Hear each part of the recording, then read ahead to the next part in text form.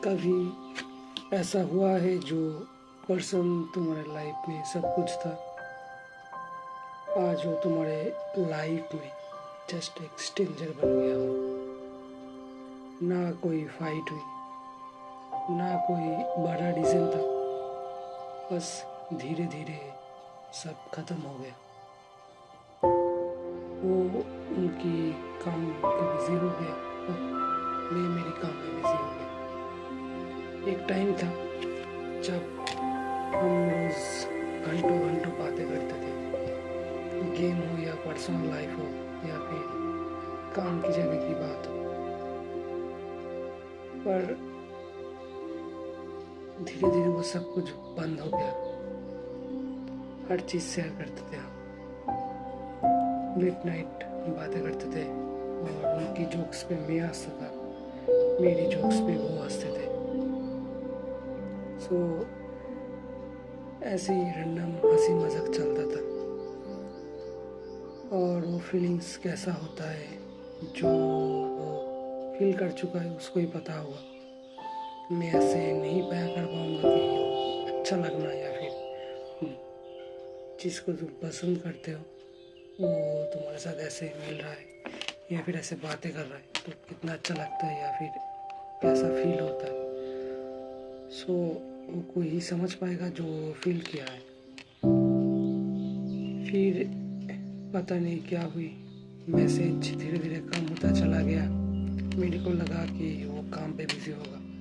मैंने भी मेरी तरफ से उतना मैसेज नहीं किया, उन्होंने भी नहीं किया।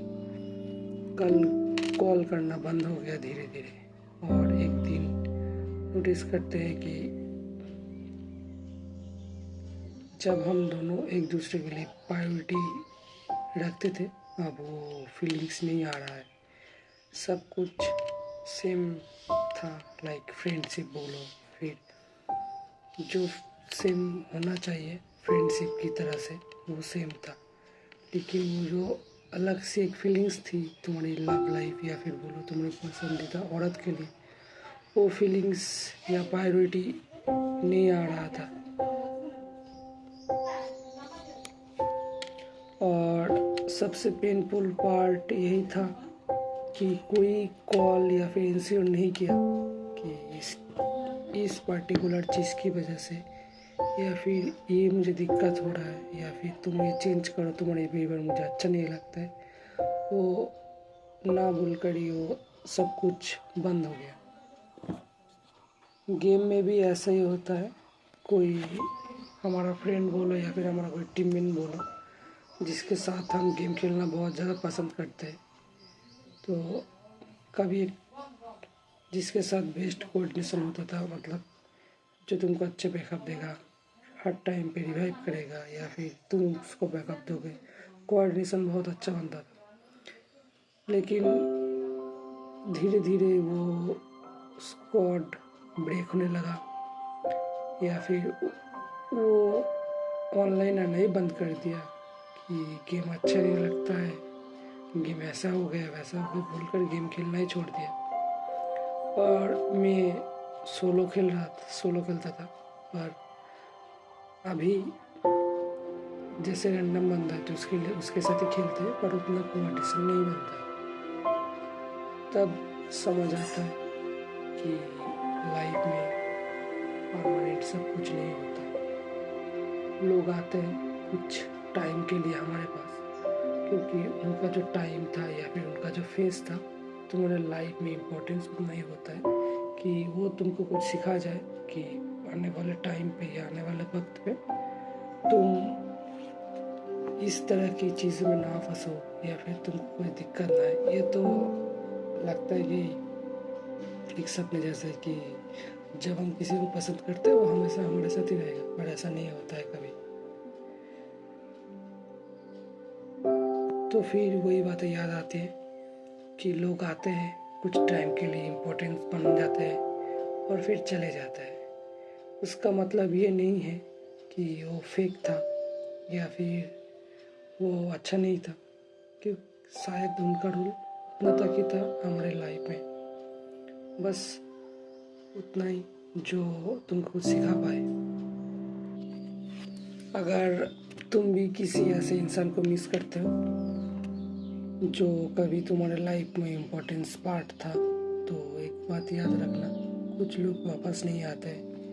तो मार्वल की वही बातें याद आती है कि प्यार एक खंजर की तरह है, जो पास आओ तो पास वाले को भी जख्म करेगा और दूर में जो हो उसको भी जख्म करेगा। तो प्यार में हमेशा सब कुछ अच्छा नहीं होता है, कुछ टाइम कुर्बानी भी देना पड़ती है कि जो लाइफ में होना चाहिए, जो तुमको पसंद हो उसकी तरह से ही सब कुछ चले, या फिर तुम्हारे पसंद की वजह से ही सब कुछ चले। ऐसा नहीं चलता है तो तब दुख होती है।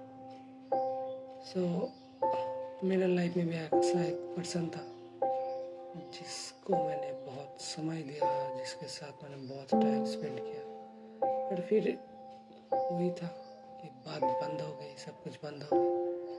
तो लेकिन उनकी याद हमेशा रहेगी, उनकी साथ बिताए वो पल, उनकी वो बातें करना, या फिर उनकी जो केयरिंग पार्ट था, या फिर वो जो केयर करते थे, उनकी अच्छाई बुराई जो भी हो वो याद रहेगा हमेशा। तो ऐसे ही हम स्ट्रॉन्ग बनते चलते हैं, ऐसे ही हम धीरे धीरे स्ट्रॉन्ग बनते चले जाते हैं। गेम हो या लाइफ, कभी कभी अकेला चलना पड़ता है, क्योंकि अकेलापन तुमको बहुत कुछ सिखाती है कि कौन तुम्हारे अपना है, कौन तुम्हें पसंद करता है, या फिर कोई फ्रेंड, या फिर कोई फैमिली की कोई पर्सन।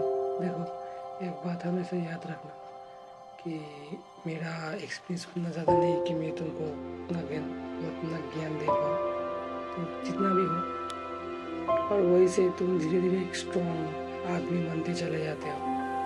तो अगर तुम्हें रिलेट कर पाए या फिर तुम्हें अच्छा लगे तो अभी तक देखने के लिए थैंक यू। और मैं गेम प्ले के साथ साथ इस तरीके का स्टोरी टेलिंग वीडियो बना रहा हूँ जो मुझे अच्छा लगता है। स्टोरी टेलिंग इस मतलब ऐसे लाइफ की बातें बोलना। तो अगर तुमको अच्छा लगे मेरी पुरानी वीडियो देखना। थैंक्स।